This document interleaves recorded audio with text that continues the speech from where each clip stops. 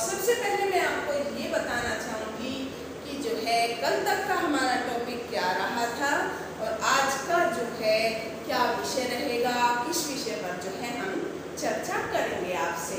तो इस प्रकार जो है मैं आपको सबसे पहले ये बताऊंगी कि अब तक हमने क्या करा है। अब तक जो है मैंने 9th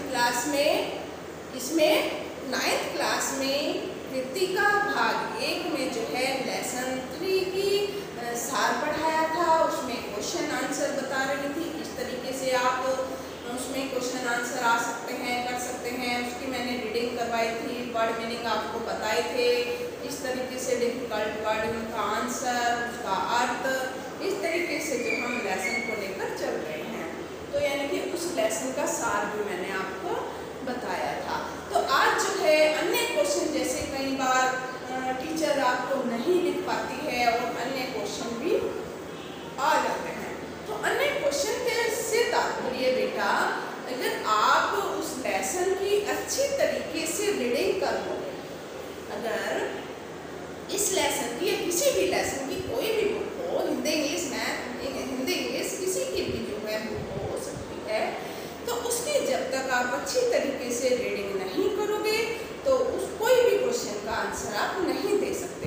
अन्य क्वेश्चन यानी कि ये बुक ऐसी बुक है बेटा, इसमें कभी भी टीचर आपको कितने भी क्वेश्चन लिखवा ले, लेकिन जो है एग्जामिनर अपने मन पटल से, अपने मन से, अपने दिमाग से जो है अलग से ही क्वेश्चन पुट कर देते हैं आपके सामने। तो आप कहोगे मैडम ने ये करवाया नहीं था, लेकिन बेटा आपको जब लेसन अच्छी तरह हम रीडिंग करते हैं, नहीं पढ़ते हो, तो उन बच्चों के लिए क्वेश्चन होते हैं, उन्हीं बच्चों के लिए होते हैं क्वेश्चन जो नहीं पढ़ते हैं, नहीं रीडिंग करते हैं, नहीं समझते हैं। तो जो बच्चे ध्यान से पढ़ते हैं, रीडिंग करते हैं, उनकी तरफ से जो है कोई भी क्वेश्चन हम दे सकते हैं, वो उसका आंसर दे देते हैं। तो पहली बात तो ये रही आपकी। तो जो है सबसे पहले आप इस जो मैंने लेसन को आपको पढ़ाया है, इसका सार बताया है, इसकी जो है पूर्ण जानकारी आपको होनी चाहिए। उसके बाद जो है एक्स्ट्रा यानी कि कोई भी अन्य क्वेश्चन आ जाए तो उसका आसानी से आप आंसर दे सकते हैं ना आसानी से। अगर आपने 15 दिन की छुट्टी मार दी, एक दिन स्कूल में आए, 15 दिन फिर नहीं आए, एक दिन स्कूल, तो उनका बेटा हम उनकी गारंटी नहीं ले सकते उन बच्चों की, कि उनका पढ़ने में ध्यान ही नहीं है, वे पढ़ते नहीं हैं, तो वे आंसर कैसे दे देंगे, ऐसे थोड़ी ना दे सकते हैं। तो इस पर जो है दोष किसको होता है, टीचर के लिए नहीं। ऐसे ही होता है ना कि टीचर ने क्या पढ़ाया। तो जो बच्चा रेगुलर आएगा, पढ़ेगा, समय पर अपना कार्य करेगा, वही सक्सेस होगा, है ना। तो आगे का यानी कि जैसे मैंने आपको ये लेसन पढ़ाया है, इसका सार बताया है, डिफिकल्ट वर्ड बताए हैं मैंने, और जो है अभ्यास के प्रश्न भी मैंने इसमें बताए हैं, कौन कौन से क्वेश्चन आते हैं, तो उसको कैसे आप उसका आंसर दे सकते हैं। तो इस तरीके से आज मैं आपको बताऊंगी अन्य क्वेश्चन, कोई भी क्वेश्चन दे सकता है, उनका मन है वो कुछ भी दे सकते हैं। अगर मैं पेपर बनाऊंगी तो मैं भी कुछ भी दे सकती हूँ। आपको पता भी है कि मैं जितने लिखाती हूँ उससे हट के देती हूँ जब मैंने लेसन पढ़ाया है। और कुछ क्वेश्चन जो है मैं ओरल अच्छी तरीके से दाब दे के यानी कि उसको जो है पूरे उससे जोश से पढ़ाती हूँ और बार बार ही कहती हूँ ध्यान दो ध्यान दो। और आप कुछ बच्चे ध्यान नहीं देते उस समय, तो मैं क्वेश्चन एग्जाम में दे देती हूँ, तो जिसका हम आंसर, जो बच्चे सुनेंगे वो आंसर देंगे, जो नहीं सुनेंगे वो नहीं देंगे। तो बेटा कोई भी टीचर आपको पढ़ाए उसका आंसर आप ध्यान से सुनो, उस लेसन को ध्यान से सुनो, उस लेसन को ध्यान से पढ़ो, तो सबसे अच्छा ये है। अगर हमने लेसन का अध्ययन ध्यान पूर्वक किया है तो उसमें हमें कोई भी क्वेश्चन आ जाए, नो टेंशन, है, तो ये होना चाहिए ना। तो यस, यानी कि आज हम ऐसे ही कुछ क्वेश्चन आपके सामने लेकर आए हैं। तो मैं सबसे पहले आपसे पूछूंगी, रतन कौन था? याद है आपको रतन कौन था? पता है ना, इन क्लास पता है ना? चलो खैर मैं बताती हूँ रतन कौन था। रतन जो था एक नौकर था। कौन था रतन? एक नौकर था जो कि अपना जीवन यापन किसी के घर कार्य करके कर रहा था। तो वो किसके घर कर रहा था? यानी कि राम स्वरूप जो था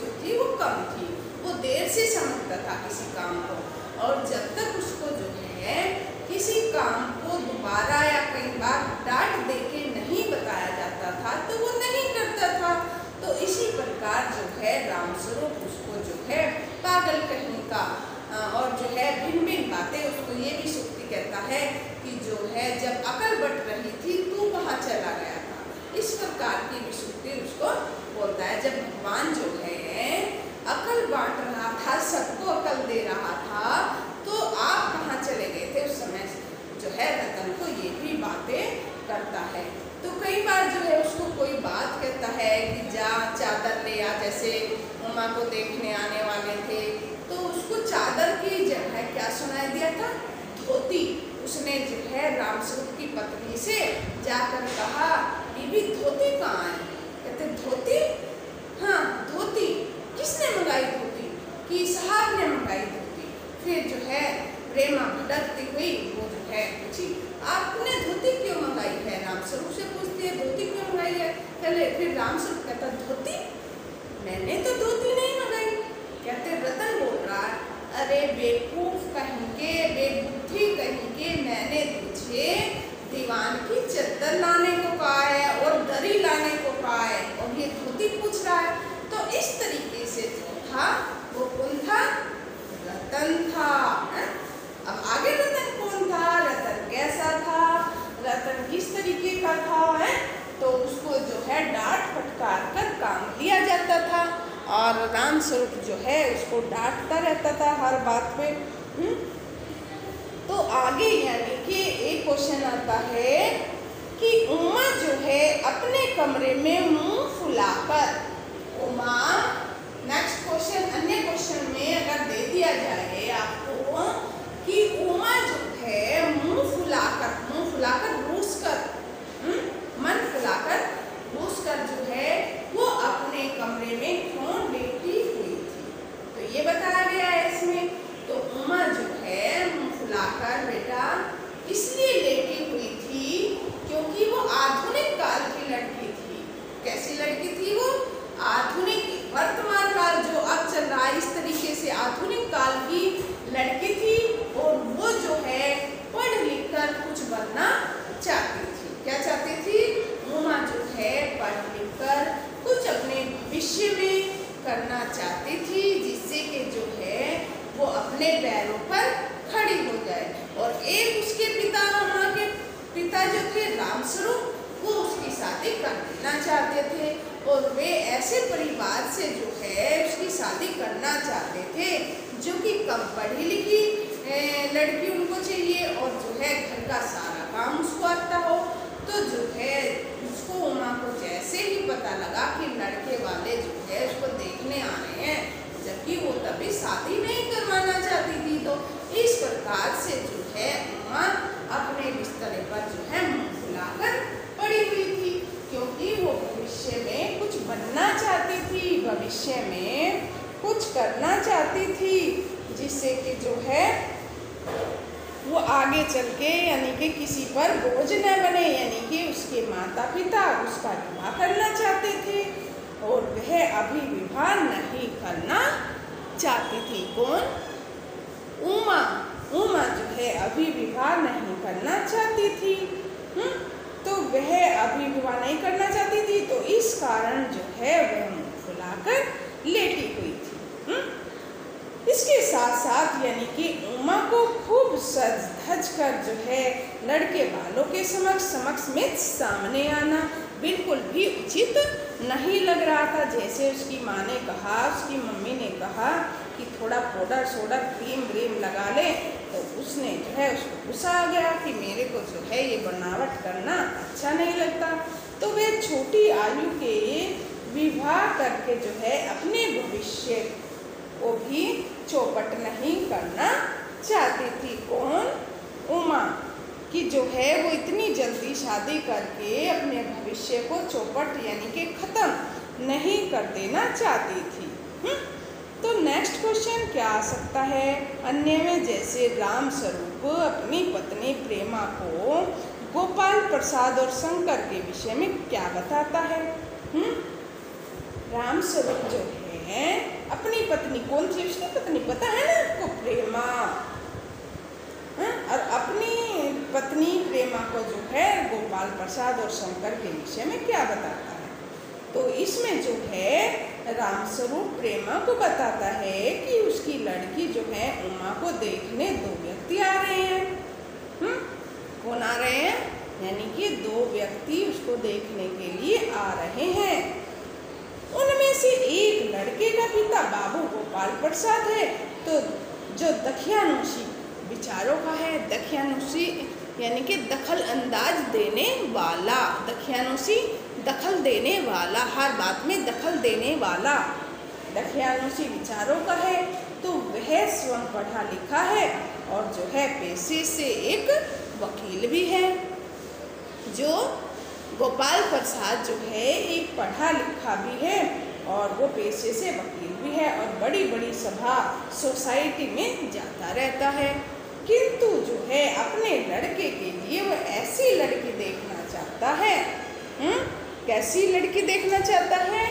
जो कि कम पढ़ी लिखी हो और सर्वगुण संपन्न हो, जो कि कम पढ़ी लिखी हो और सर्वगुण संपन्न हो। यानी कि उसका लड़का जो है, एक मिनट, पढ़ी लिखी हो और सर्वगुण संपन्न हो, यानी कि उसको कढ़ाई, बुनाई, लिखाई और जो है संगीत, गाना गाना, पेंटिंग बनाना और बेटा यहाँ तक कि उसको जो है इनाम भी मिले हुए होने चाहिए, यानी कि प्राइज भी उसको मिले हो किसी संगीत में या किसी कला में या किसी में भी पढ़ाई में उसको, यानी कि उसको एक तरीके से प्राइज भी मिले हुए हो। इस तरीके की लड़की वो देखना चाहता था और उसका लड़का जो है BSc करने के बाद वो लखनऊ मेडिकल में पढ़ रहा था। इसमें पढ़ रहा था यानी कि BSc के बाद जो है लखनऊ के हॉस्टल में वो पढ़ रहा था। तो जो है शंकर उसका लड़का था, तो राम स्वरूप जो है अपनी लड़की, इसके गोपाल प्रसाद के, अपनी पत्नी को जो है प्रेमा को गोपाल प्रसाद के बारे में और शंकर के बारे में ये बातें बताते हैं। ये बातें बताते हैं ना, तो ये आपको आ गई होगी ये बातें। तो इस प्रकार जो है राम स्वरूप गोपाल प्रसाद और शंकर के बारे में प्रेमा को बातें बताते हैं। तो ये क्वेश्चन भी एक अच्छा ही क्वेश्चन था अन्य क्वेश्चन में। तो उसके बाद अगर क्वेश्चन आ जाए बेटा कि उमा गाना गाने के बाद गोपाल प्रसाद को जो है गोपाल दास द्वारा पूछे गए प्रश्नों का उत्तर क्यों नहीं देती, तो इसमें जो है उमा जब गाना गाती है तो गाते गाते उसका झुका हुआ मस्तक उठ जाता है। क्या होता है? यानी कि जब वो गाना गाती है, गाना गाते गाते उसका झुका हुआ मस्तक यानी कि सिर ऊपर उठ जाता है और जैसे ही उसका सिर ऊपर उठता है तो वो जो है उसकी दृष्टि उस पर शंकर पर पड़ जाती है। इस पर पड़ जाती है और शंकर को जो है वो देख लेती है। वह शंकर को पहचान लेती है। क्या करती है? वो शंकर को जो है पहचान लेती है और शंकर कुछ ही दिनों पहले लड़कियों के हॉस्टल के इर्द गिर्द ताक झांक करता हुआ, क्या करता हुआ? ताक झांक। ताक झांक मतलब लड़कियों को देखकर इधर उभर कर इधर नहीं है, इस तरीके से इधर उधर देखता रहता था इर्द गिर्द। तो इर्द गिर्द ताक झांक करता पकड़ा गया था और उसे वहाँ से भगाया भी गया था। किसको? शंकर को जो है वहाँ से भगाया भी गया था। और उसे देखने के बाद उमा निश्चय कर लेती है कि वह उसके साथ किसी भी स्थिति में विवाह नहीं करेगी। उसे पता लगा ना कि ये लड़का है जिससे मेरे पिता मेरा विवाह करना चाहते हैं, तो उसने निश्चय कर लिया था कि इससे जो है वह विवाह नहीं करेगी। इसी कारण जो है बाबू गोपाल द्वारा जो है पूछे गए प्रश्नों के उत्तर वह नहीं देती है और जो गोपाल प्रसाद उसको जो है विभिन्न प्रकार के क्वेश्चन पूछता है। आपको पेंटिंग आती है, आपको गाना आता है, आपको खाना बनाना आता है, सिलाई कढ़ाई तो आती है, आपको जो है इनाम भी मिले होंगे। इस तरीके के इतने प्रकार के विभिन्न क्वेश्चन जो है गोपाल प्रसाद उससे करता है, तो वो चुप रहती है, उसका उत्तर नहीं देती है। और आखिर में जब गोपाल प्रसाद इतना बोलता है, उसको इतने क्वेश्चन करता है,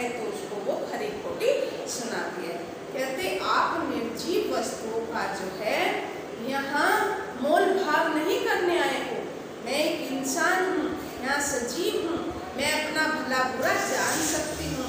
पहले जाइए अपने बेटे को देखिए, इसकी रीढ़ की हड्डी भी है नहीं। और ये यहाँ तक का भी बोल देती है कि ये लड़का गर्ल्स हॉस्टल के जो है इर्द गिर्द घूमता हुआ मिला। और यहाँ तक का भी उसने कहा कि ये नौकर की नौकरानी के जो है पैर पड़ता हुआ कि मेरे को छोड़ दो, इस प्रकार को वहाँ पर मिलता है, यानी कि माफ़ी मांगता हुआ भी पकड़ा गया। तो आप जो है पहले अपने लड़के की रीढ़ की हड्डी यानी कि बैकबोन देख लीजिए घर जाके कि इसकी रीढ़ की हड्डी भी है या नहीं। तो इस प्रकार जो है गोपाल प्रसाद पैर पटकता हुआ वहाँ से निकल लेता है। क्या करता है बेटा?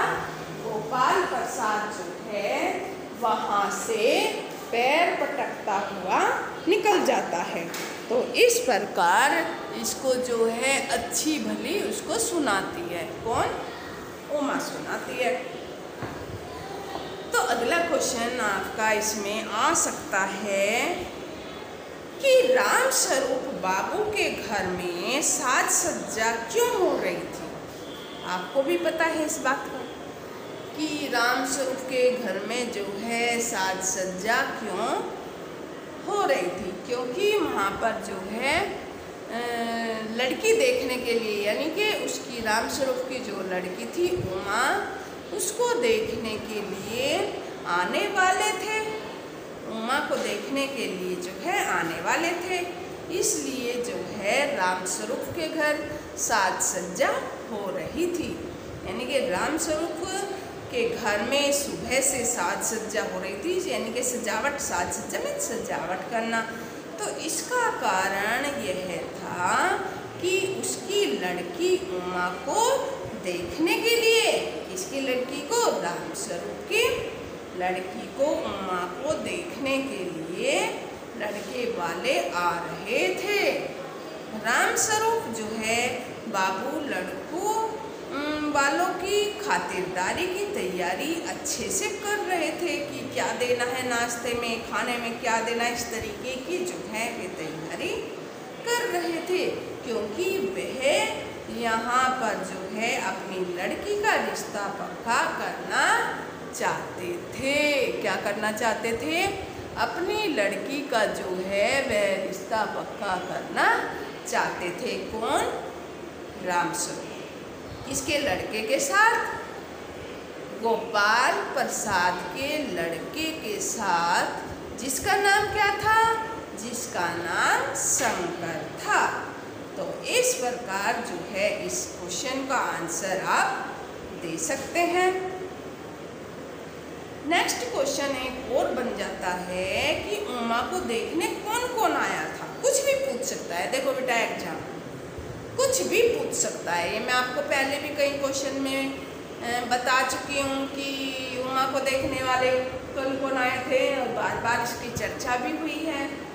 तो उमा को देखने के लिए लड़के वाले आए थे। कौन आए थे? उमा को देखने के लिए जो है लड़के वाले आए थे। और कौन कौन आया था? लड़के के साथ उसके पिता गोपाल प्रसाद आए थे, और वे अपने साथ घर की औरतों को नहीं लाए थे। यानी कि दोनों जो है बाप और बेटा मिलकर आए थे, और घर में जो है अपनी पत्नी या बहन को भी नहीं लेकर आए थे। कौन? Gopal Prasad. Next question most important है। ये शंकर के व्यक्तित्व कैसा था, या शंकर के व्यक्तित्व का वर्णन कीजिए, या शंकर के व्यक्तित्व की जो है स्पष्टता दर्शाएं। किस प्रकार भिन्न भिन्न प्रकार के क्वेश्चन आ सकते हैं। तो इसका आंसर आप किस प्रकार दे सकते हैं बेटा? मैं बताना चाहूँगी आपको। आपको पता है, आपको पता होगा कि शंकर का जो है व्यक्तित्व कैसा था, क्योंकि ये बार बार वर्णन किया गया है ना। तो आप इसका आंसर भी दे सकते हैं। चलो खैर, मैं बता देती हूँ आपको। शंकर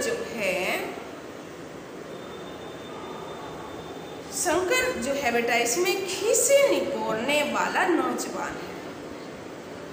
खीसे निपोड़ने वाला नौजवान है, यानी कि उसकी आवाज़ पतली खीसे नहीं बोलने वाला से तात्पर्य यानी कि उसकी आवाज़ जो है पतली और खिसियाहट से भरी हुई है।